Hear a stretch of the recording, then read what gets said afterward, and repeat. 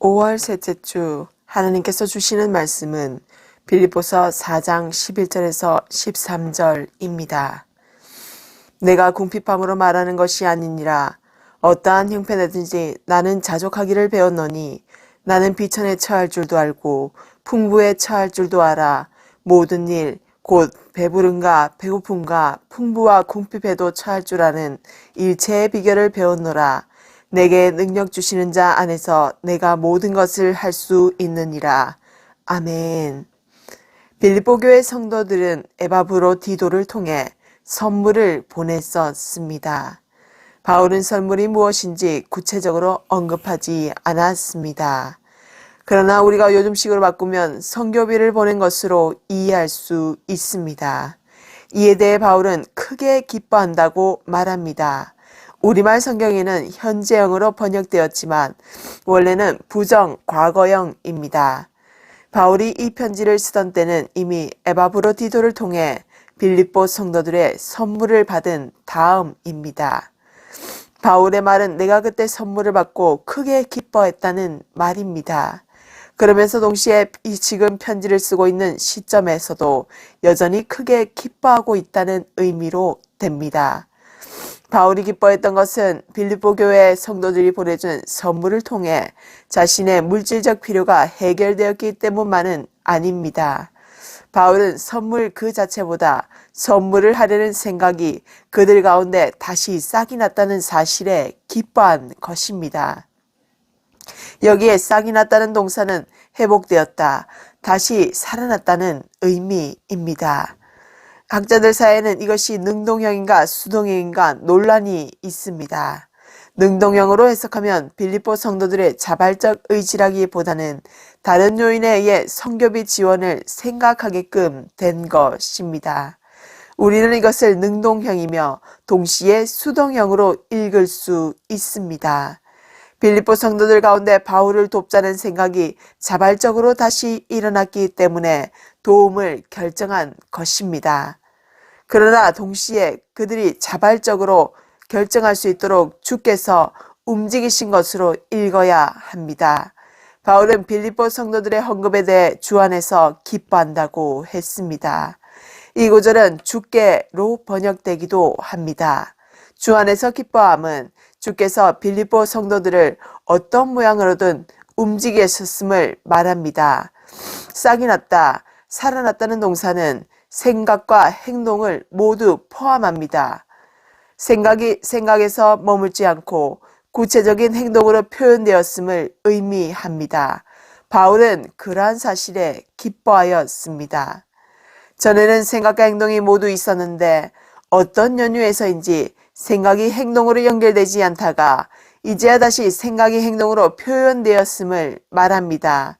빌립보 교회 성도들이 바울을 항상 생각하고 있었다는 말은 바울을 향한 그들의 관심이 지속적인 것이었음을 강조합니다. 빌립보 교회 성도들이 바울에게 선물을 보낼 수 없었던 사정에 관하여는 아무런 단서도 주어져 있지 않습니다.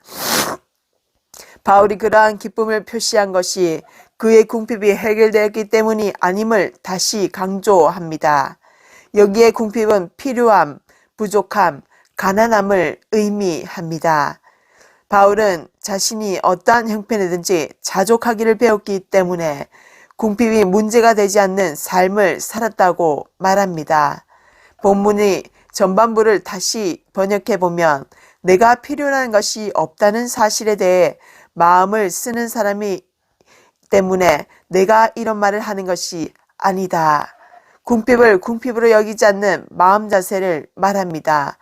그런데 이것은 역설적으로 바울이 궁핍했음을 확인해 줍니다. 궁핍한 상황에 있었던 것이 아니면 구태여 이런 식으로 말하지 않았을 것입니다. 궁핍이라는 객관적 상황은 있었지만 궁핍에 처한 바울의 자세가 자족하는 것이었을 뿐입니다. 여기에 내가는 일종의 강조어법입니다. 다른 사람의 경우에는 어떤지 모르겠지만 나 바울은 이런 의미입니다. 배웠다는 동사는 경험을 통해서 배운다는 뜻으로 부정 과거형으로 쓰였습니다. 바울이 다메섹 도상에서 회심하던 과거 시점에 배우고 끝난 것이라고 해석하는 경우도 있지만 그보다는 다메섹 사건 이후 바울이 이 편지를 쓰던 시점에 이르기까지의 전 생애를 통해 배웠음을 말하는 것으로 해석함이 옳습니다. 바울이 회심한 순간부터 이 편지를 쓰던 순간까지 바울의 삶은 어떠한 형편에서든지 자족하는 법을 배우는 과정이었음을 암시합니다. 바울이 사용한 자족이란 용어는 당시 헬라 스토아파의 윤리의 가장 핵심이 되는 덕목이었습니다. 바울은 당시에 널리 사용되던 그 용어를 가져다 자신의 상태를 설명합니다. 스토아 철학자들이 도달하려는 최고의 경지가 자족이었습니다.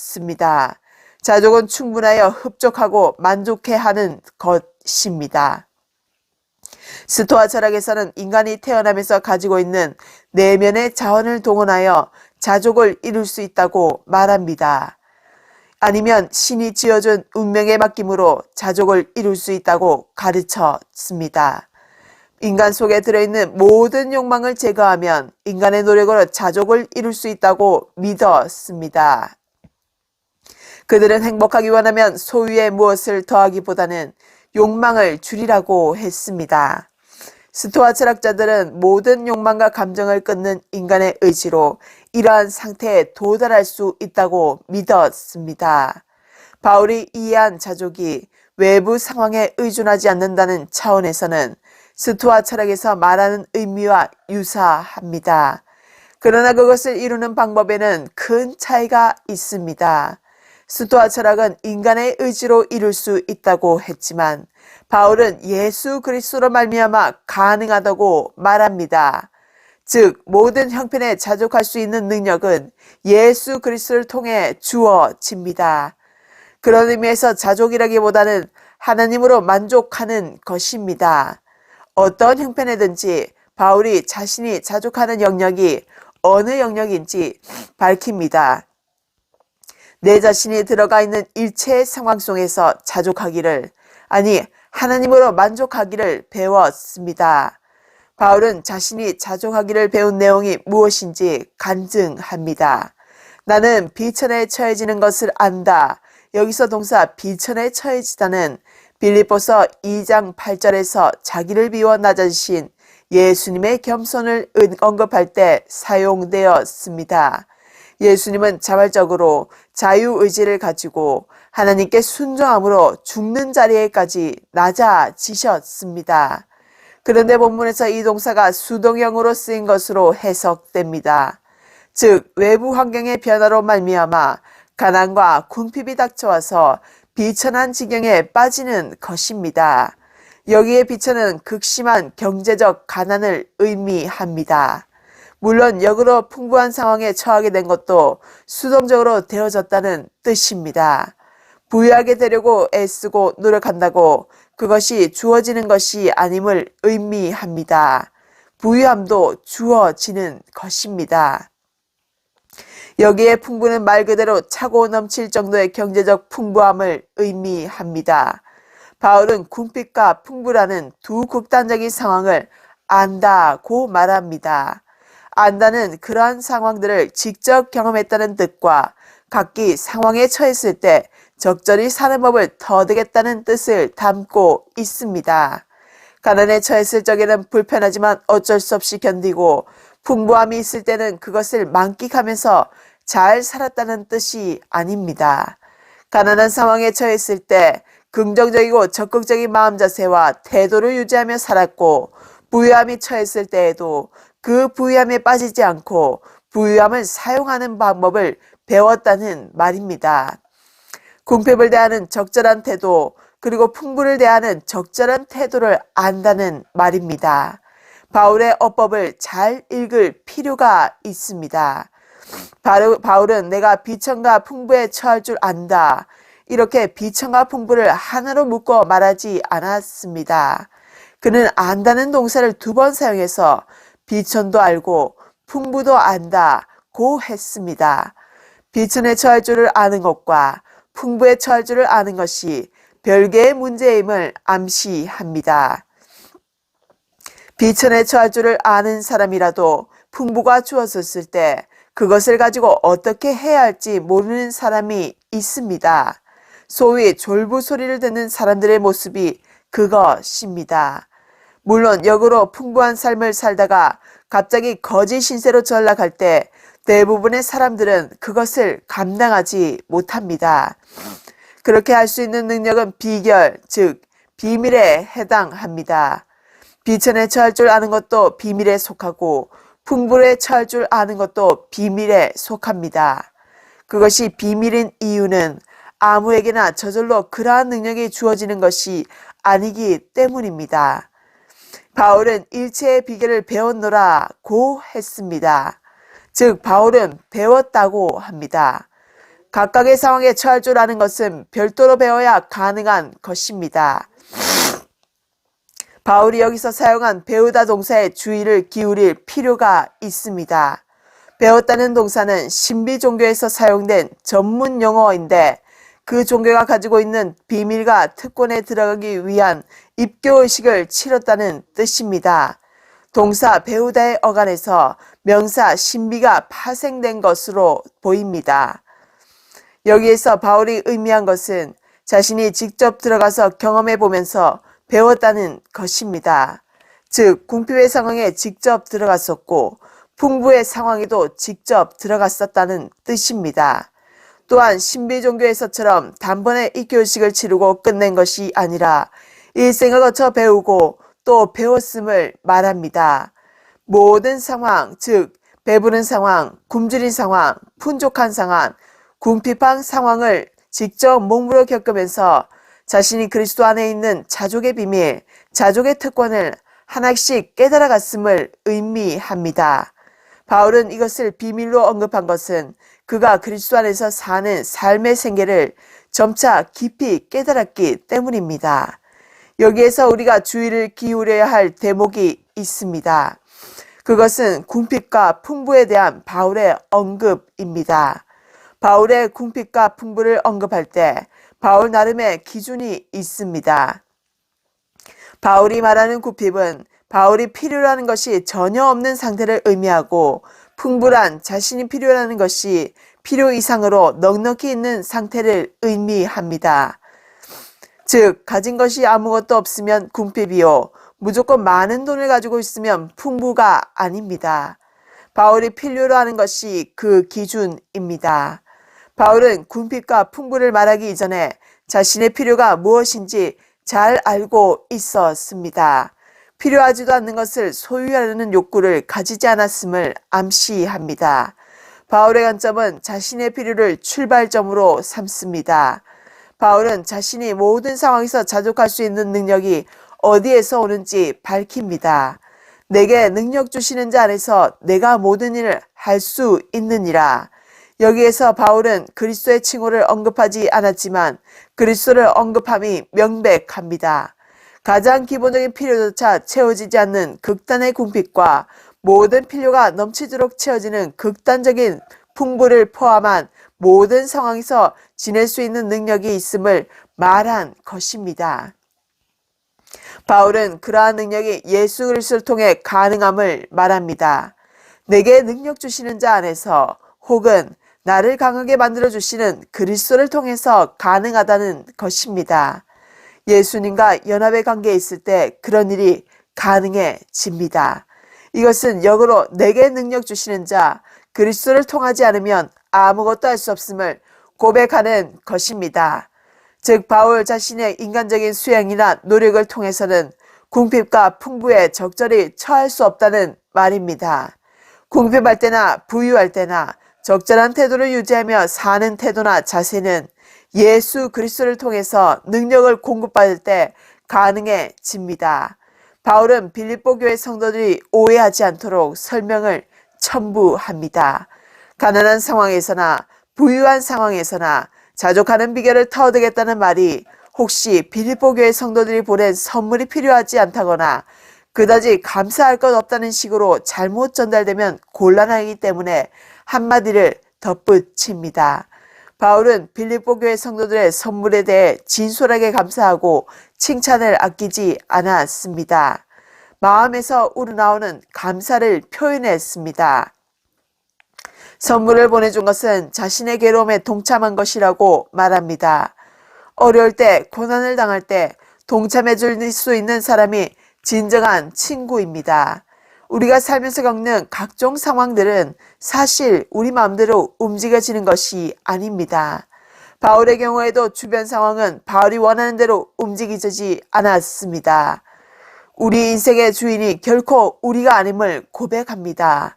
이것을 일찍 깨닫는 것이 복입니다.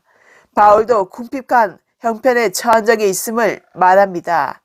궁핍한 상황은 기본적인 필요조차 채워지지 않는 상황입니다.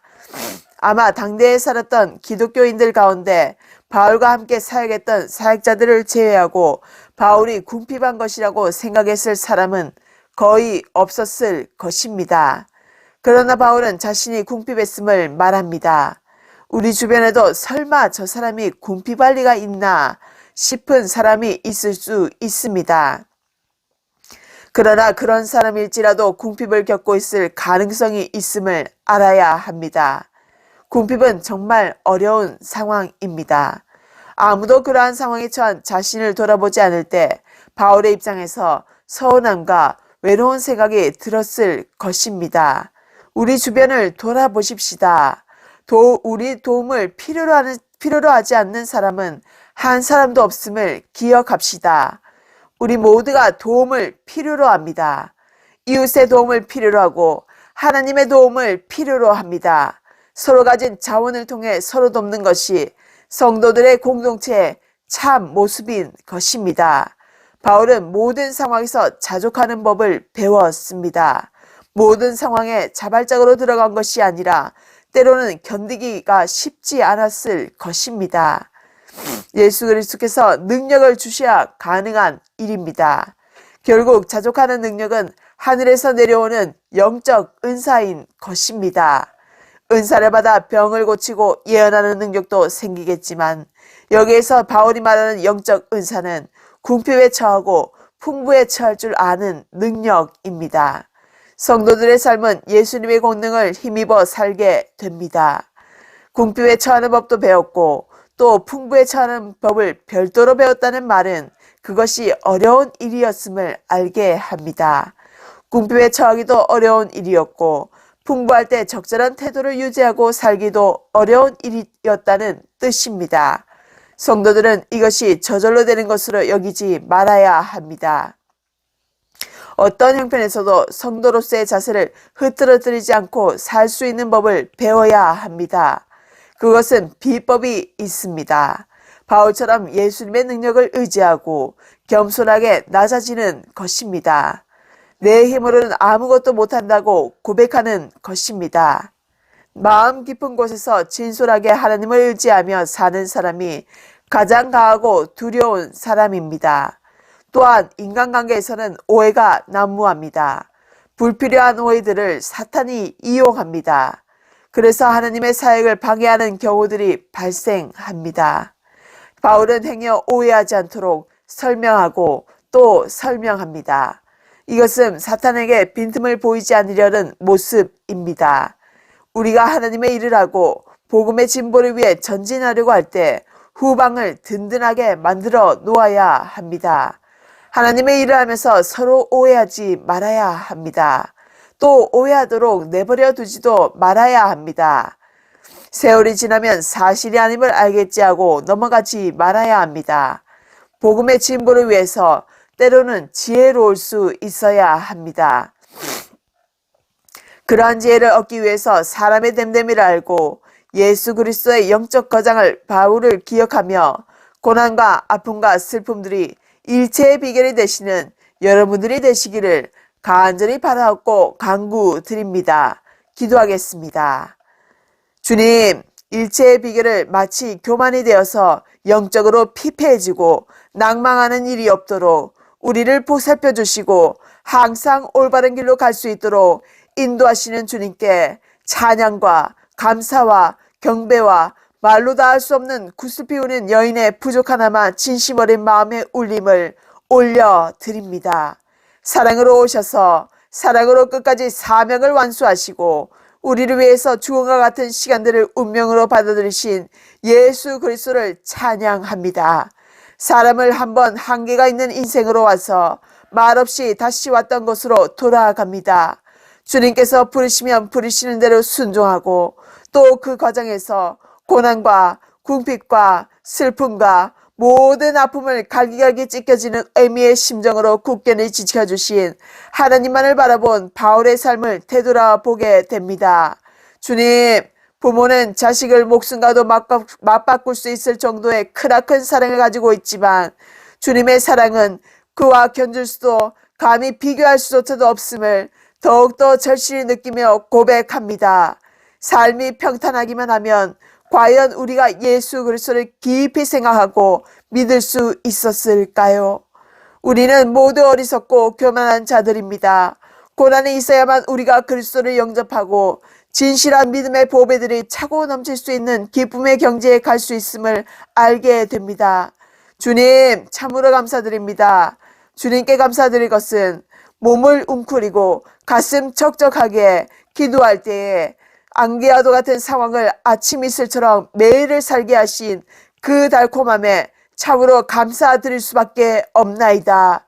주님께서 이루어주실 삶의 방향성에 대한 일체의 비결을 오늘도 바울의 삶의 역사를 통해서 배우게 하신 우리를 위해 그리고 나 자신을 위해 부모의 사랑보다 더 넓고 그 위대한 사랑의 힘으로 만물을 창조하신 예수 그리스도의 이름으로 기도드립니다.